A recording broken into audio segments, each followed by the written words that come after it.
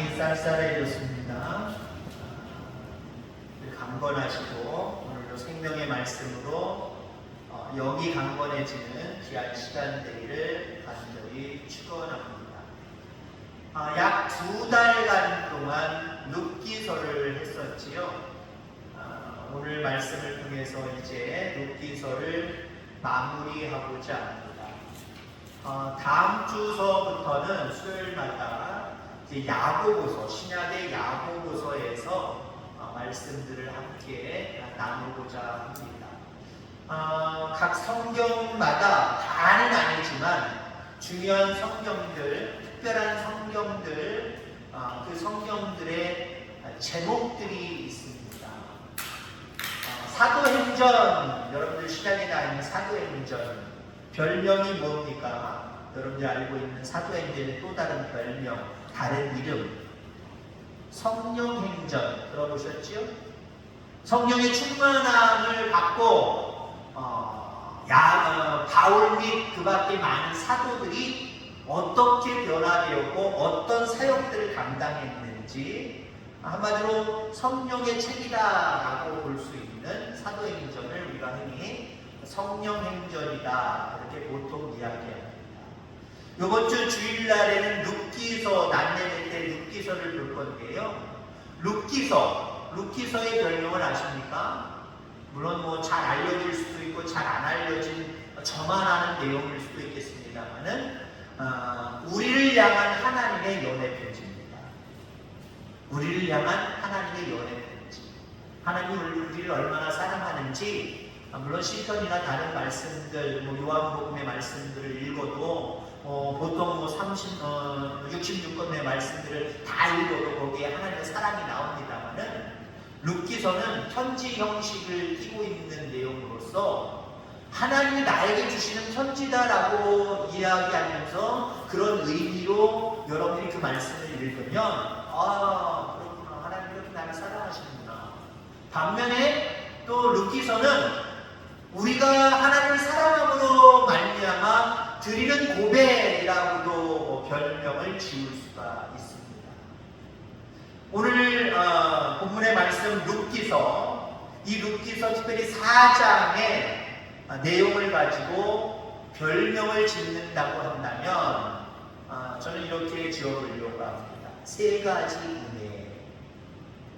룻기서 4장은요 1장부터 4장 마지막 장에 와 있습니다만은 이 내용들을 이제 정리하면서 한마디로 3가지 은혜에 대한 말씀을 우리에게 다시 한번 강조해주고 있다라고 해도 과언이 아닙니다.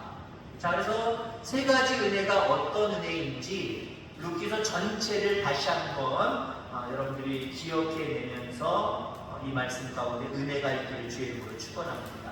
첫 번째 은혜는 반전의 은혜예요. 하나님이 우리에게 주시는 은혜는 반전의 은혜입니다. 자, 룻기서 1장 시작할 때 내용이 참 어두웠지요. 베들레헴을 떠나서 모압으로 갔던 엘리멜렉의 가정, 죽고 3사람이 죽었습니다. 죽음의 이야기도 시작이 됐습니다. 룻기서의 시작은 엘리멜렉 죽고 그의 2 아들 죽고 죽음으로 시작을 했습니다. 죽음으로 시작을 했는데 4장에 와서는 새로운 생명이 태어납니다. 오늘 보면 17절 마지막 절 보세요. 마지막 절 중간쯤에 보면은 나홈에게 아들이 태어났다 하여 그의 이름을 오벳이라 하였는데, 이 나홈에게 태어난 건 물론 아니지만 나홈의 아들과 지음이 없다라고 하는 모습을 얘기하는 겁니다. 룻이 낳은 거지요. 룻이 오벳이라고 하는 아들을 낳았다라고 하는 내용으로 4장에는 바뀌어버렸습니다. 1장에는 죽음으로 시작했다가 4장에는 이제 생명이 태어납니다. 죽음은 절망이지요. 죽음은 슬픕니다. 미래가 없습니다.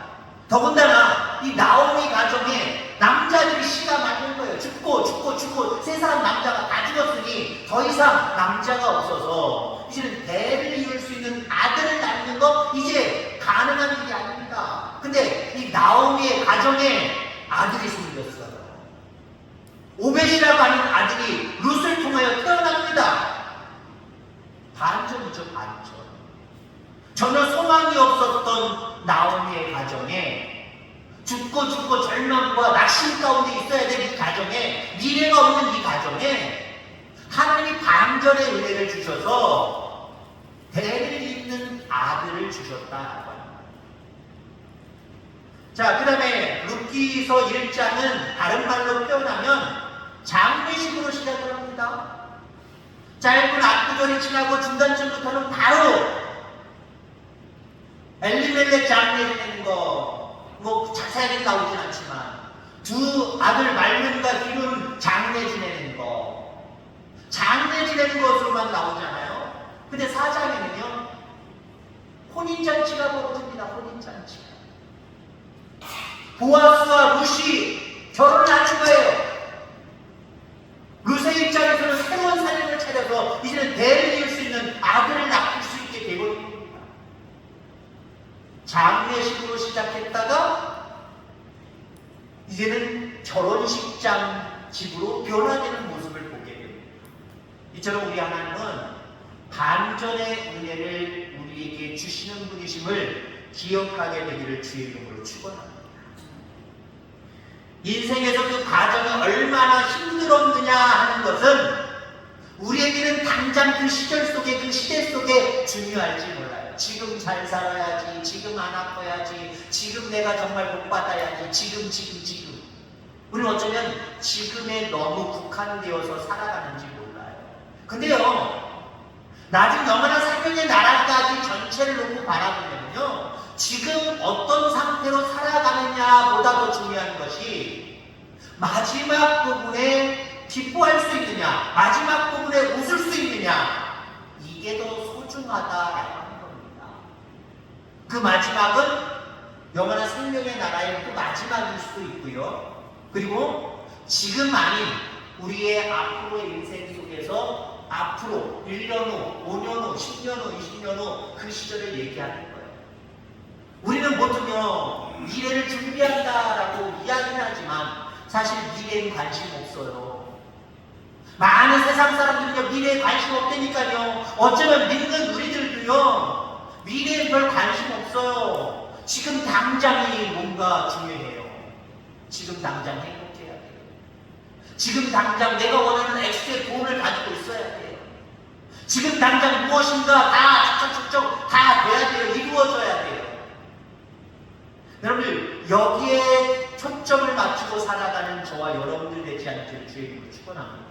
물론 지금 평안하고, 지금 건강하고, 지금 복받고, 지금 잘되고, 지금 번성하면 얼마나 좋겠습니까? 그런데 우리는요 나중이 더 소중하다라고 하는 거예요. 나중이 더 소중하다는 거예요.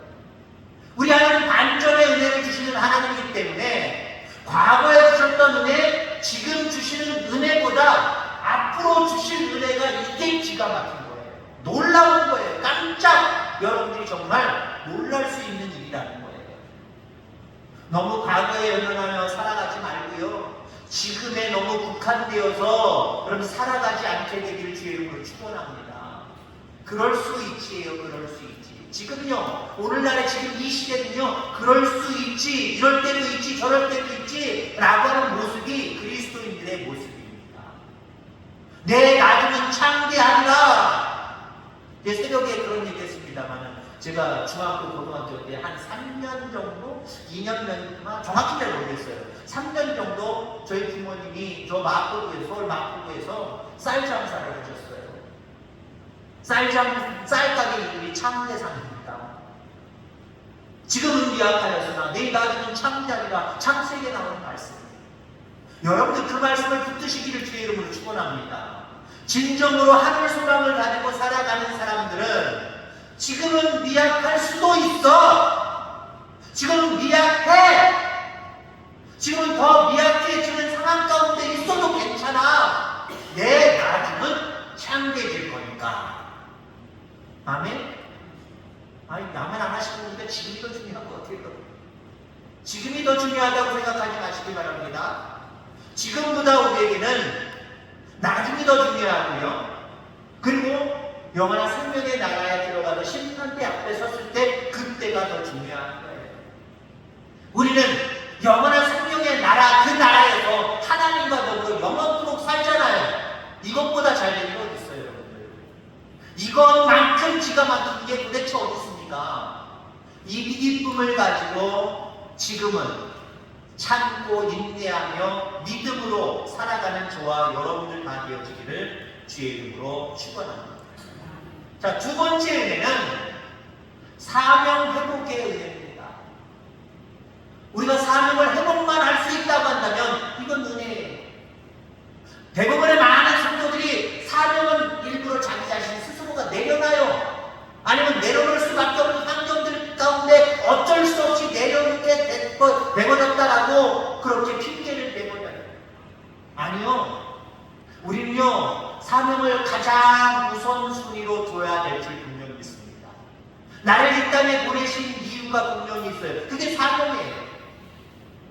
나를 대학교에 통하여 신앙생활하게 하신 이유가 분명히 있어요. 그게 사명이에요.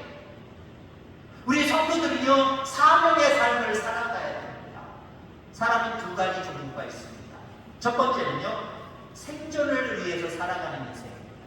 생존을 위해서 살아가는 인생. 앞부분의 내용을 같이 접목을 시키면요, 오늘 잘 돼야 되는 인생을 살아가는 사람. 이 사람들은 바로 생존을 위해서 살아가는 거예요. 지금 먹고 살기 위해서 지금이 중요하다는 거예요. 나중에 뭐가 어떻게 중요하다는 거예요. 지금 당장이 중요하다는 거예요. 지금 배고프면 안 되고, 지금 아프면 안 되고, 지금 뭔가 연약하고, 뭔가 불편하면 안 되고, 뭔가 내 뜻대로 안 되면 안 된다는 거예요.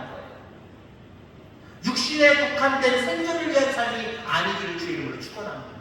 또 한 종류의 인생은요, 사명을 따라 살아가는 사람. 우리 그리스도인들은 이렇게 사명을 따라 살아가는 삶이 되기를 주의 이름으로 축원합니다.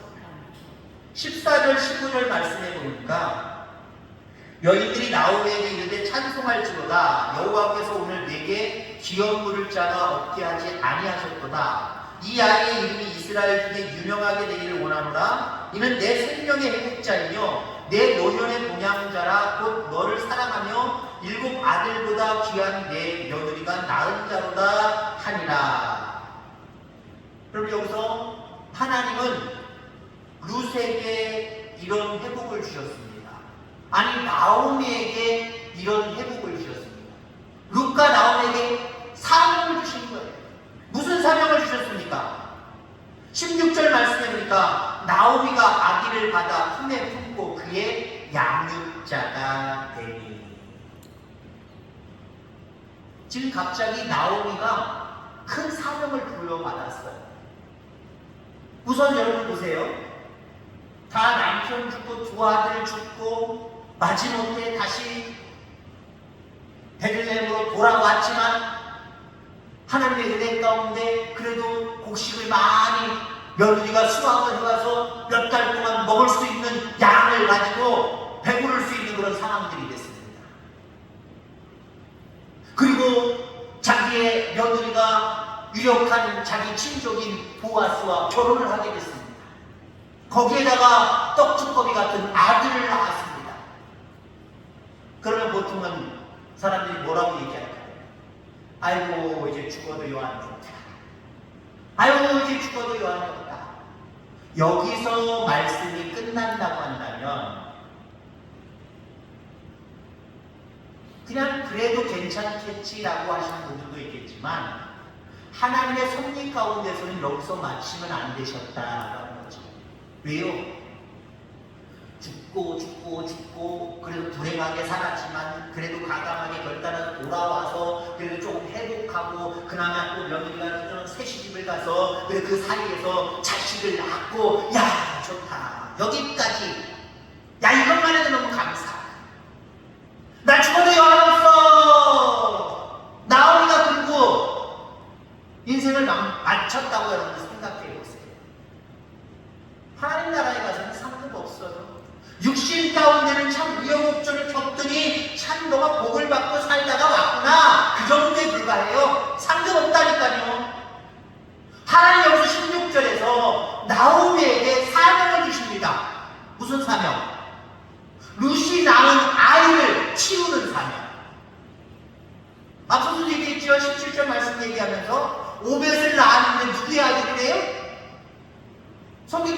수도 있잖아. 어쩌면요.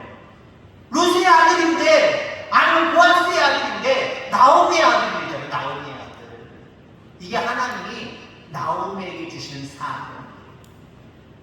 그러니까 룻도 마찬가지죠. 룻과 그리고 이 나오미, 이제 16절, 15절까지는 세상 사람들이 누리고 싶어하는 어떤 복일 수 있습니다. 근데 16절로 넘어가면서 하나님이 그들에게 사명을 주시는 거예요. 야, 세상 사람들처럼 잘되고 행복하고 뭔가 뛰어나고 기쁘고 이것으로 만족하고 인생 지속하려고 하지 마요. 우리는 사명의 사람이 돼야 돼. 그 오벳이 어떤 사람입니까? 다윗의 아버지 이세의 아버지입니다. 그러니까 오벳, 이세, 다윗 이렇게 되는 거예요. 그리고 계속 하면 예수 그리스도. 하나님 그 놀라운 가문을 이루려고 예수 그리스도를 이 땅에 메시아로 보내시려고 하나님 특별히 나오미를 사명을 회복의 시간을 허락하신 줄 기억하기를 주의 이름으로 축원합니다. 우린 16절까지의 4장 16절까지의 그런 어떤 상황들만 우리가 바라보고 꿈꾸면서 살아가는 그것으로 만족하는 저와 여러분들 되지 않게 되기를 주의 이름으로 축원합니다.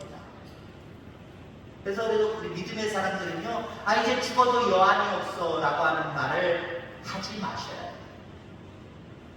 생명이 하나님 앞에 달려있는 거기 때문에 이제 죽어도 여한 없어. 근데 보통 보세요. 죽어도 여한 없다라고 하는 모습을 언제 하십니까? 우리 교회에 100명 이상이 다 모여서 예배 드릴 때 아유 나 이제 죽어도 여한 없어. 그러면 한 대를 해야 돼요. 보통 우리가 죽어도 여한 없어 그러면 뭐예요? 뭐 증손자가 못 볼 줄 아는데 증손자까지 봤어요. 그러면 어때요? 이제 죽어도 여한이 없다. 그러든가 아니면 못 가던 여행을 아들이나 딸들이 어떻게 잘 해서 여행을 보내줘서 여행을 갔다 왔습니다. 너무 행복했습니다. 그럼 뭐라고 얘기합니까? 아, 난 죽어도 여한이 없어. 보통 죽어도 여한이 없다라고 하시는 분들은 인생의 꿀맛 같은 것을 보고 보통 죽어도 여한이 없다고 이야기합니다. 아니요. 언제까지 우리에게 사명을 주십니까? 우리의 생명을 빼앗다라고 하는 거하고 우리의 생명을 이제 끝났다 하고 데려가시는 그 순간까지 우리는 사명 중심의 삶을 살아야 됩니다. 그럼 어떤 사명의 중심을 가지고 우리는 살아가야 될까요? 세 번째 은혜에 대한 이야기로 이 말씀을 연결하고자 합니다. 세 번째 은혜는요, 한 사람 철학의 은혜입니다. 한 사람 철학의 은혜. 자, 이 말씀이 무슨 말씀이냐? 룻기를 읽을 때 엘리멜렉이 저지른 잘못을 범하면 안 되겠구나. 룻과 나오미가 회복을 위해 애쓴 것처럼 우리도 그렇게 살아야 되겠구나. 이 정도로 교훈을 얻었다고 한다면 룻기서는 그냥 도덕책에 불과합니다. 윤리책에 불과합니다.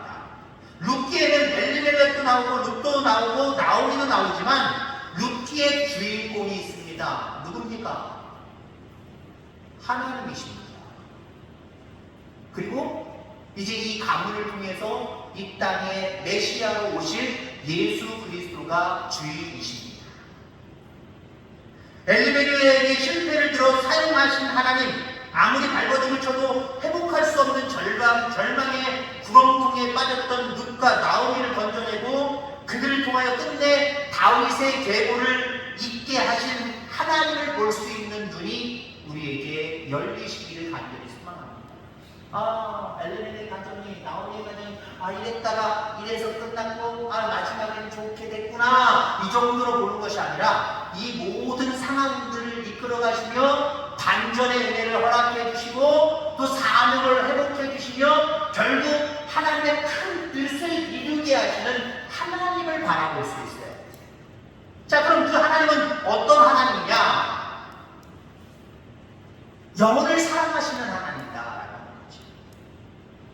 여러분, 나오미의 첫째 며느리 오르바 작별을 고하고 이제 그냥 모압에 남았지요. 첫 번째는 쫓아왔지만 두 번째 강권에서 가라 그랬을 때는 진짜 가버렸단 말이에요. 그게 어쩌면 현명한 여인이었을 겁니다. 세상적으로 보면은 오히려 오르바 첫 번째 며느리가 훨씬 더 현명한 똑똑한 여자였을 줄 압니다.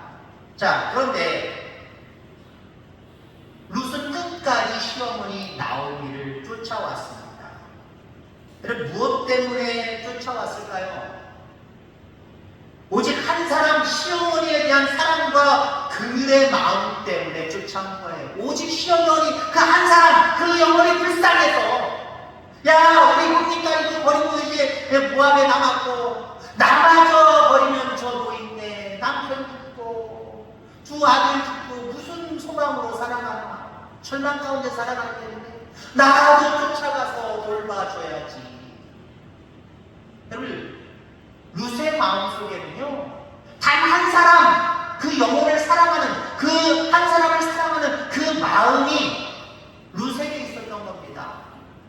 그 마음만 가졌더니 하나님은 어떻게 칭찬하셨습니까? 어떻게 축복하셨습니까? 보아스도 감동하잖아요. 어머니 시어머니 나오미가 불쌍해서 모함에서부터 여기까지 쫓아왔다고 다른 사람들 중에서 귀를 듣잖아요. 듣고 내가 얘기 다 들었다. 그러니까 그 마음이 열려서 자기 아내를 결국 사는 거잖아요. 여러분들 그렇습니다. 하나님은 여러분들이 사명 회복하기를 원하는데 어떤 사명? 한 사람을 주님께로 인도하는, 한 영혼을 사랑하는 그 사명을 회복하기를 간절히 원하시는지 분명히 있습니다. 그 한 사람을 사랑하고 구원하는 게 무슨 은혜냐라고 생각하시는 분들이 있어요. 여러분, 한 영혼을 옳은 대로 인도하는 자는 하늘의 별과 같이 빛나리라 라고 분명히 말씀하셨습니다. 그래서 은혜입니다. 이 땅에서 하나님 이런 우여곡절 가운데 하나님의 주신 은혜 가운데 이 땅에서 잘 살다 왔어요. 이런 인생의 보고를 하는 사람을 하나님 기뻐하실까요? 많은 우여곡절이 있고 주신 은혜도 많이 있었지만 내가 사명을 깨닫고 한 영혼을 주님께로 이렇게 인도하고 이제 하나님 나라 왔어요. 얼마나 하나님 기뻐하실까요? 여러분, 한 영혼을 사랑하면 하늘에서만 상급이 큰 게 아닙니다. 룻이 여러분들 보세요. 그렇게 한 영혼을 어머니를 불쌍히 여기는 마음, 선대하는 마음을 가지고 끝까지 왔잖아요. 끝까지 쫓아가서 나중에 잘된 게 아니잖아요. 나중에 예수 그리스도의 족보에 나오는 여인이 되는 그 영적인 축복도 받았지만 당장은 어때요? 당장은 모든 것들을 시어머니 집에 모든 것들을 회복시켜주는 유력한 자 보아스의 아내가 되어 그를 통해서 자식을 낳아 자기가 불쌍히 여겼던 그 시어머니는 자기가 낳은 오벳을 양육자로 삼고 잘 키우는, 끝까지 함께 같이 살아가는, 육신의 생명이 있는 동안 같이 살아가는 그 복을 함께 누리고 있잖아요. 여러분 그렇습니다. 이 땅에 초점을 두고 이 땅의 일에 매진하고 살아갈 때 하나님은 육신적으로도요 하나님께서 열리고 뚫리고 이거 안 해주세요. 자꾸 막히고 다치고 이런 어떤 불행들만 자꾸 겪게 된다는 거예요. 그러나 한 영혼을 천하보다 귀하게 여기고 한 영혼을 사랑하는 귀한 마음을 가지고 여러분들 그것이 사명인 줄 알고 이 사명을 잘 감당하는 저와 여러분들 되기를 주의 이름으로 축원합니다. 이 땅에서부터 하나님의 눈에 확 들어와서 이거 봐라 아주 잘하고 있구나, 내가 너를 사랑한다, 이 땅에서 복을 주시고 영원한 생명의 나라에서는 하늘의 별과 같이 빛나는 놀라운 그 면류관을 세우시며 우리 가운데 많은 상급을 공급해 주실 줄 분명히 믿습니다. 말씀을 정리합니다. 루키서 4장은 세 가지 은혜에 대한 부분을 우리에게 말씀해 주고 있습니다. 반전의 은혜. 그렇습니다. 우리 하나님은 과거보다 지금보다 앞으로 더 큰 은혜를 베푸실 하나님이십니다. 그 하나님을 바라보며 지금의 불만족을 가지고 살아가는 저와 여러분들 되지 말고 끝까지 반전의 은혜를 일으켜주시는 그 하나님을 의지하고 살아가시기를 바랍니다. 또 사명 회복의 은혜를 우리에게 허락하여 주십니다. 사명을 붙들고 살아가는 것, 세 번째 말씀을 계속해서 접목하면 한 영혼을 천하보다 귀하게 여기고 그 영혼을 그리스도께로 인도하는 것을 사명으로 여기고 살아가면 하나님께서 이 땅에서 책임져 주시고요. 영원한 생명의 나라에서 큰 은혜를, 큰 보물을 우리에게 허락하실 수 있습니다. 이 은혜를 충만히 받으며 살아가는 저와 여러분들 다 되어지기를 주의 이름으로 축원합니다. 하나님 아버지 감사합니다. 오늘도